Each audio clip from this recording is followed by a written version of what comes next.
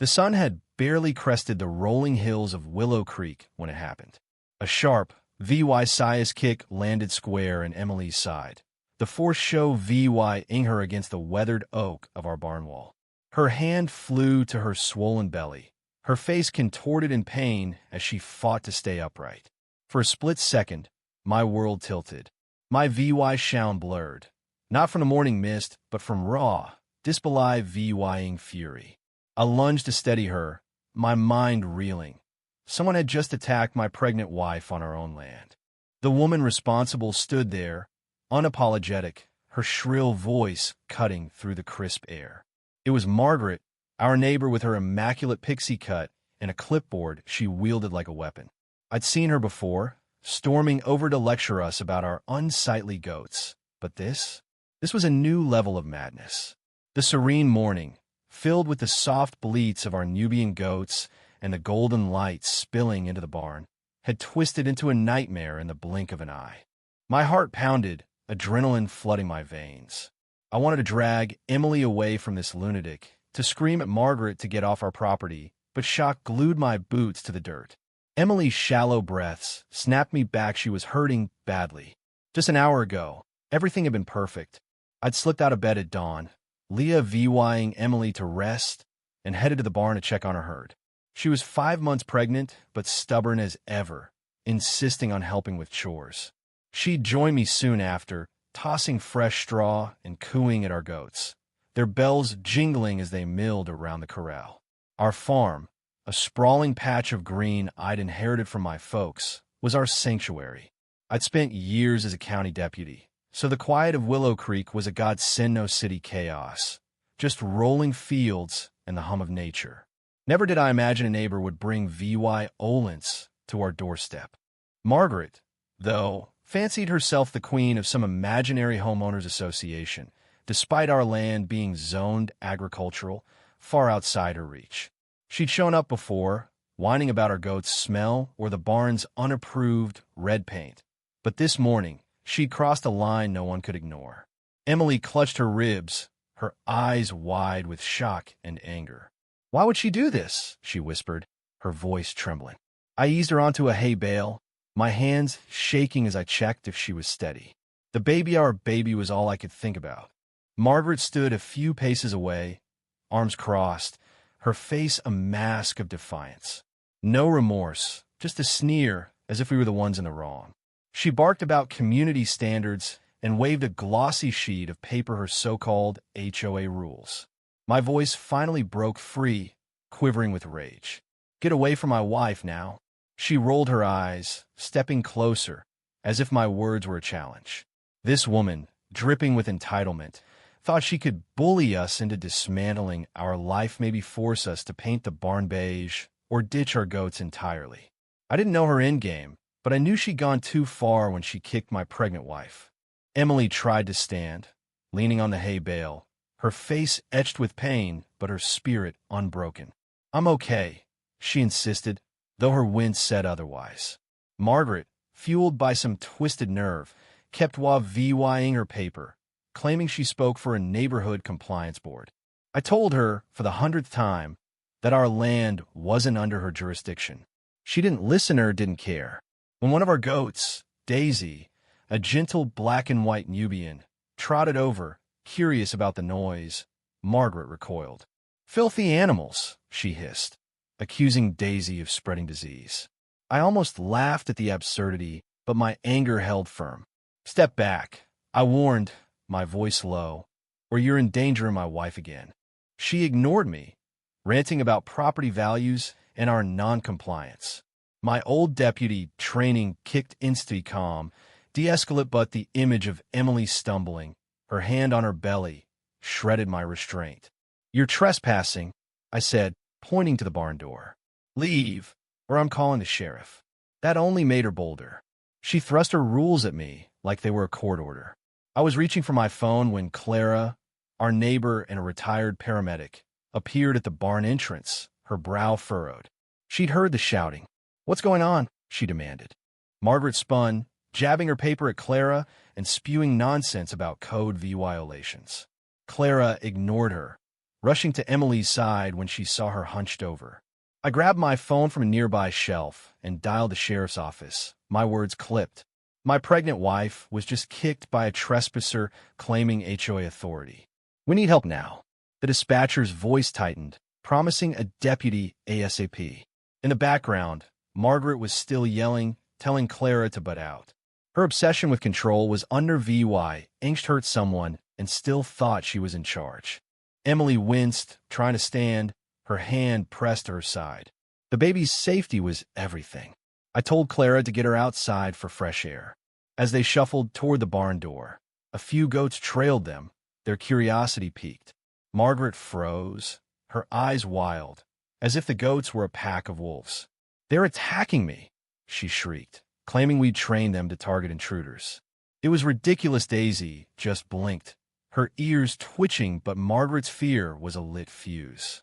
I stepped between her and Emily, hands raised but firm. Enough. My mind kept replaying that kick, fueling my resolve.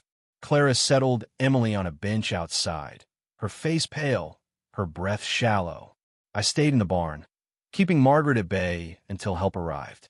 She kept flinging accusations, calling me a criminal for keeping illegal livestock.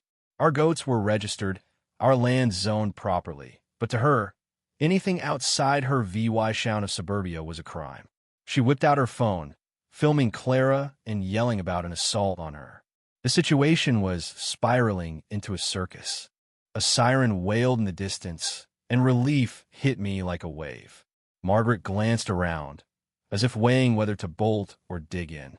She chose to dig in, planting her feet as a patrol car rolled up. Deputy Harris, a guy I'd worked with back in my badge days, stepped out. He scanned the scene. Margaret, the goats, Clara helping Emily, me standing rigid, and asked for the story. Margaret pounced, claiming she'd been attacked by dangerous livestock. Emily, struggling to speak, shook her head, but Harris silenced Margaret, turning to me. I swallowed my emotions and laid it out.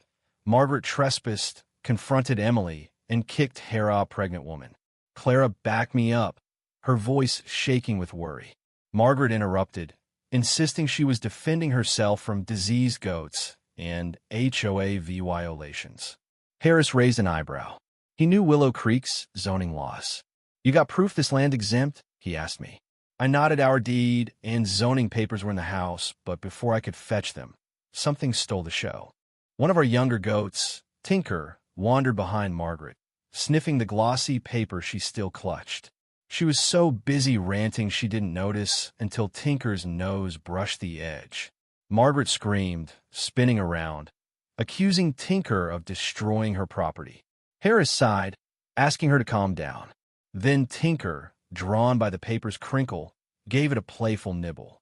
Margaret yanked it back, but Tinker clamped down, tearing off a chunk. Silence fell, broken by Clara's stifled giggle. Margaret tugged harder, stumbled, and splatlanded in a muddy puddle by the barn door. The moment was absurd, almost comical, but my anger didn't fade. This woman had hurt Emily, and now she was sitting in mud, screaming about her ruined rules. Harris helped her up, asking if she was hurt. She was too VYD to answer, glaring at us and Tinker, who chewed innocently. Margaret claimed we'd set the goats on her, but her phone footage only showed them approaching. Emily, though, had bruises blooming on her side, and Clara and I could testify to the kick. Harris's face hardened. "Assaulting a pregnant woman is serious," he told Margaret. She sputtered about community standards, her hair matted with mud. Harris asked for her ID and turned to me for the property documents. I grabbed them from the house deed, zoning maps, livestock permits, while Clara stayed with Emily. Harris re-VYEU'd the papers, then told Margaret she had no legal standing. The assault, though, was another matter. Emily's bruises, Clara's statement, and a doctor's exam would seal it. Margaret huffed, threatening to sue us for damaging her HOA papers. Harris shut her down. "That's not my call, but the assault is." He ordered her to leave or face arrest for trespassing. She tossed a final "this isn't over" and stormed off. Clara urged me to get Emily to a doctor. Harris agreed, suggesting we file a report soon. With Margaret gone, the barn felt peaceful again, the goats nibbling straw like nothing had happened. I helped Emily into our truck, my stomach knotted with worry. At the clinic, the doctor confirmed minor bruising, but thank God the baby was fine. Still, the shock lingered. Who attacks a pregnant woman over goats? That question burned as we drove home. Word spread fast in Willow Creek. Neighbors called, offering support. One had grainy VY Deo of Margaret's rant, though it missed the kick. Emily rested, icing her side, while I paced, wishing I could do more. The goats, oddly VY us, bleated softly in the barn. Tinker's pamphlet-chewing stunt became a local legend, a flicker of humor in a dark day. But Margaret wasn't done. Letters started VYing formal, accusing us of OLADing neighborhood guidelines. She included photos of our barn and goats, marked with arrows and notes like unapproved fencing. I saved every one, EVY Denke of her obsession. Harris suggested harassment charges if it continued. Emily, though healing, grew wary of the barn, half expecting Margaret to barge in again. Our haven felt tainted. I installed cameras, and the goat's calm presence helped Emily smile, especially when we joked about Tinker's heroics. Weeks later, a sleek car pulled up. Emily tensed, but I approached alone. A lawyer, representing concerned residents, handed me a folder. Margaret's name was on the complaint, claiming our goats VY OLAT the area's aesthetic harmony. I told him we weren't under HOA rules and wouldn't budge. He nodded, hinting at court, and left. Emily, cradling her belly, sighed. How does one person cause this much trouble? I gathered our documents deed, zoning, medical records, Clara's statement. Neighbors rallied, some sharing their own Margaret stories. Signs popped up along fences. We love our goats. The community support was a lifeline. The CIVYL hearing loomed, separate from the assault case. Emily, her belly rounder, dreaded facing Margaret, but we had to fight. At the county office, Margaret stood in the hall, smirking. My blood boiled, nearly harmed our child. In the hearing, her lawyer claimed our goats tanked property values and posed health risks, showing photos of our barn like it was a slum.